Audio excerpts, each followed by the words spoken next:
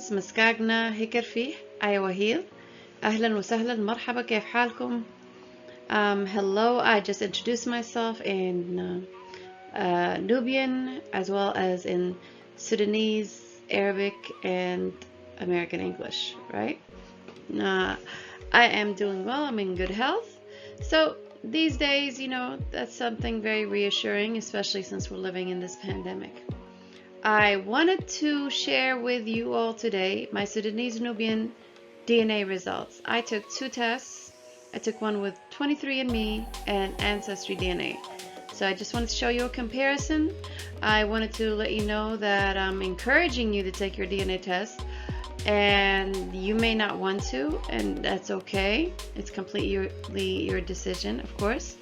But it would be interesting to get more Sudanese and Egyptian Nubians to take DNA tests, and just more Sudanese people in general from across ethnic divisions, and just to do a bigger comparison. And another great thing that I really enjoyed with 23andMe was they have an option to get your health report. So I learned a lot about my DNA. And with health reports, for instance, you can basically avoid, before you get married or have children, etc., passing down certain genetic markers to the next generation that you could, and also it tells you other things about your health, and it could help you remedy those issues. So it's actually really cool. So you can also have them now dispose of your DNA results after you get them. Your sample. They can dispose of your sample. If you don't want them to store your sample, you can have them do that if you're worried about companies keeping your DNA. So I encourage you to take them. And you get to meet family members that you never knew you had. You can begin to chronicle them, I think that's very important. I've met someone older than my father, and I definitely want to take the time and record them. They're some amazing people. All right, let's get started. So this is my Ancestry DNA results.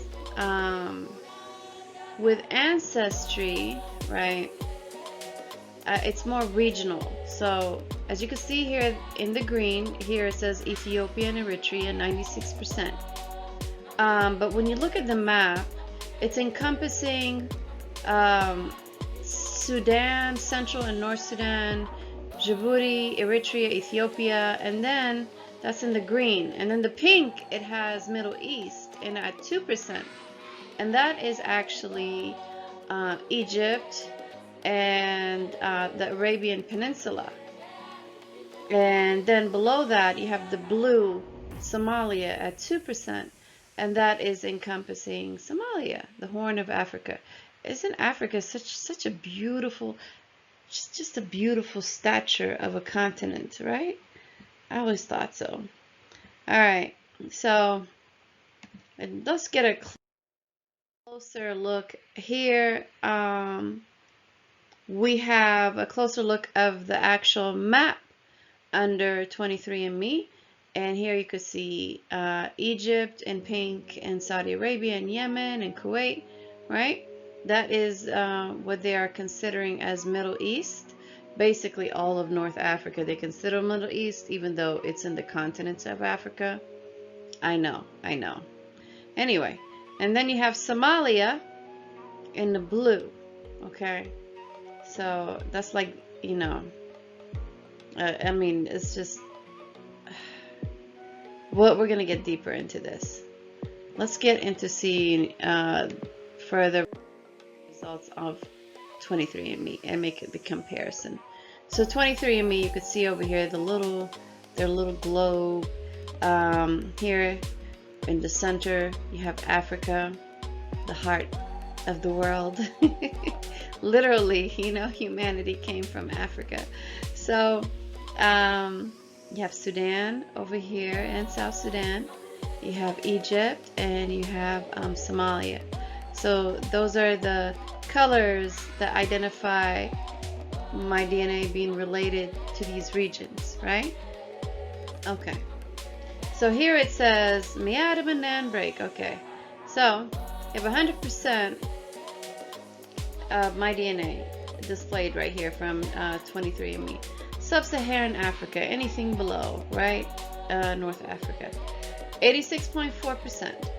And from that 86.4%, it says Northeastern African, you have Sudanese. Yes, I already knew, but there are some doubters out there that that try to tell me I'm not from where I'm from.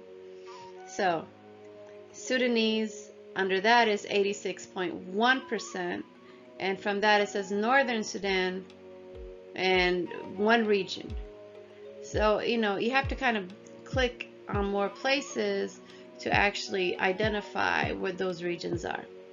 And then here it says 0.3% Somali, which is a little it's actually much smaller than what Ancestry had said. Ancestry was stating that I was 2%. My DNA was 2% from that region.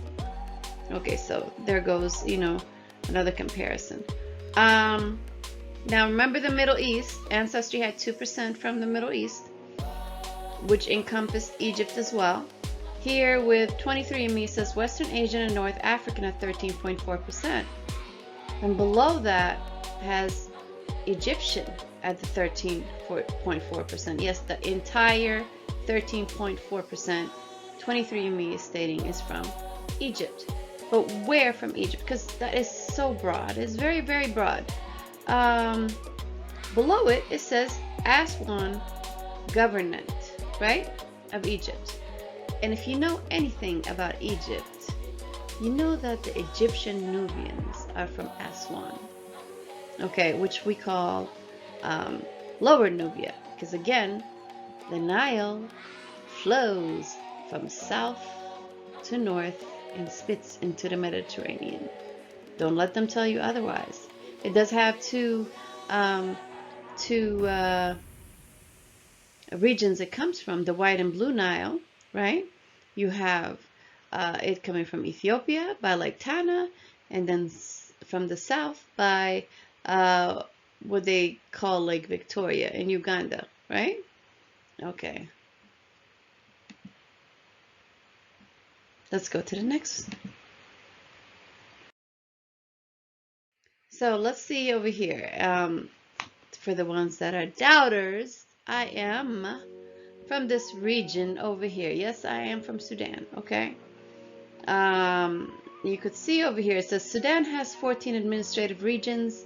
We found the strongest evidence of your ancestry in the following two regions, Northern and Khartoum. Now, the northern region of Sudan, especially around here, you could see Dongola right here, and basically Halfa al-Jadida is over there, because the old Wadi Halfa is underwater due to the Aswan High Dam. So many lost monuments and towns and memories and roots just submerged underwater. The Aswan High Dam was built, and it was completed on the date of I was not born in 1970. I was not born yet, but it's completed on July 21st, and that's actually my birthday month and day, 1970. So I was, my father was just a child, 6 years old, and his family, I mean, they were forced out of Kulubnarti. He had to experience the migration. My family had to experience the migration, or I should say the forced exodus, one of the largest exodus that no one ever speaks of in history. It's as if we don't exist, one of the largest exodus. And till this day, you see Nubians holding on to their language, to their customs, to their traditions, despite the fact that they've been uprooted from living in the tropical, beautiful Nile banks and into the desert, So We'll get into that another time. All right. So this is where the majority of my DNA is from, and from Sudan. You know, I've actually had some Arabi Sudanese attempt to tell us that we're not even from Sudan. DNA doesn't agree with you. No, not one bit. All right. You could see that. Isn't that beautiful? Like, I just want to look at it a little bit longer. Don't you think so? Yeah. So I have found some family also from Egypt, by the way. Kinous, I found one uncle who came from Egypt in the 1860s, and they established the town of Kosti. Ain't that something? Anyway, and those women there, if you find some of them, they still do the ink lip tattooing. That is very Nubian.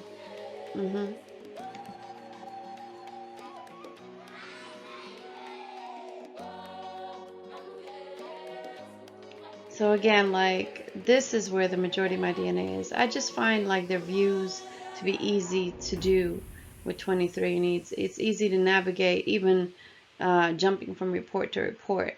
I've even had my father take a DNA test, and we'll share that another time. So here, Egypt, 13.4% from Aswan. Now, Aswan here is where my DNA, 13.4% of it is related to the people there. So, and those are where the Egyptian Nubians reside. So despite the fact that they cut us off with this dam, and from, this is what you have to understand. The Nile was like a metro, a super highway, right? And it would take a Nubian from Sudan to reach Egypt in 3 days by boat. To cut that off and to still have Nubians in a very in a manner against all odds, maintain their language, maintain much of their culture, despite the attempts of cultural cleansing, as my father would put it, and cultural dissemination, basically just annihilation of our identity and trying to Arabize us. The Nubians have really been the longest people that have fought Arabization. You know, long before Kemet fell, Nubia still existed and was not toppled until 1505 CE. So, you know, that's something to consider and understand. What we call today Sudan, or Balad al-Sudan, as Arabs would call it, land of the blacks.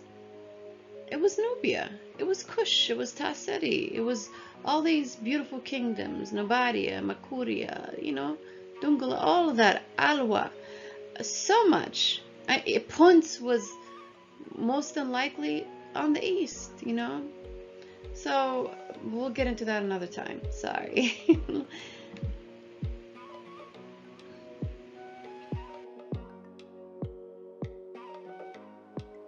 13.4% S1. Hey, cousins.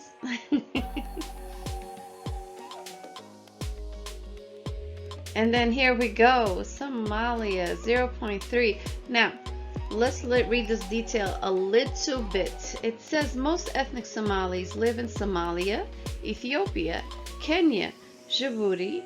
Then they speak Somali, a member of the larger Kushite language family spoken from southern Egypt to northern Tanzania. Now, Nubian or Nubian, because you also have like Dungalawi, Nubian, etc., you know, Kinzi, etc., Fadicha, and we're we are part of the Nilo-Saharan language family. So our language is related to the Nilotics. So that is actually another connection outside of just genetics to show that we are truly indigenous and African. These are African languages, right? Somalis are Africans. Those in Djibouti and so those what they call the Kushite language families, those are African people. Those are black African people. Yes. We have to get over this notion that diversity of Africans does not exist. It has existed because we're the oldest people in the world. So we'll have those with darker, lighter complexion, different facial features that we've been taught that are not supposed to be African are actually African. You know, if you have people like the Koshan people, or what they want to call the Bushmen, right? If we have them, the San in the southern, having the oldest DNA, empty DNA, and they have eyes that are often stereotyped as being Asian because they're slanted, wouldn't it be African if it is a true stereotype? Because they had it first. They're the oldest.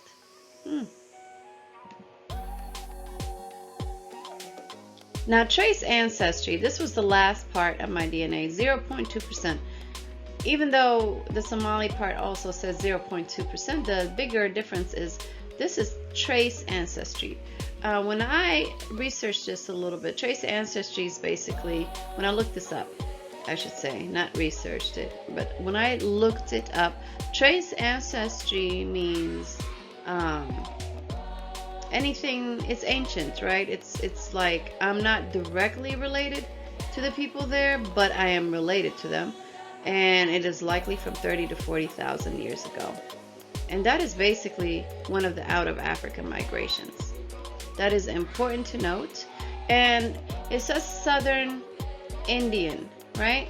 One thing about Southern Indians, if you're familiar with the caste system of India, the people in the south, the Dravidians, as well as the Tamils, they are often used and abused, and they're oppressed, and they're at the bottom of this caste system due to the caste system, and it's very entrenched into colorism, and due to their complexion being dark, they are treated the worst.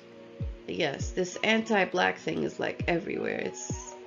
It has poisoned everything around the globe, and it's always synonymous with African, even in Asia. So you can see it. You can just see it all over the globe. It's a terrible thing, and it has to stop.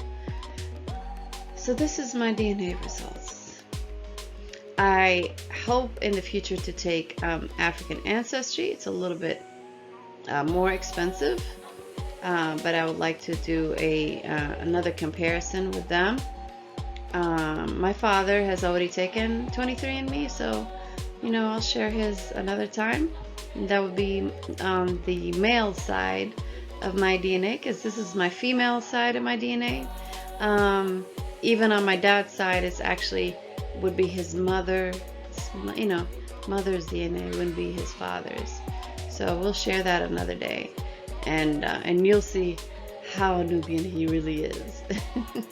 All right, thank you. I hope you enjoyed this video.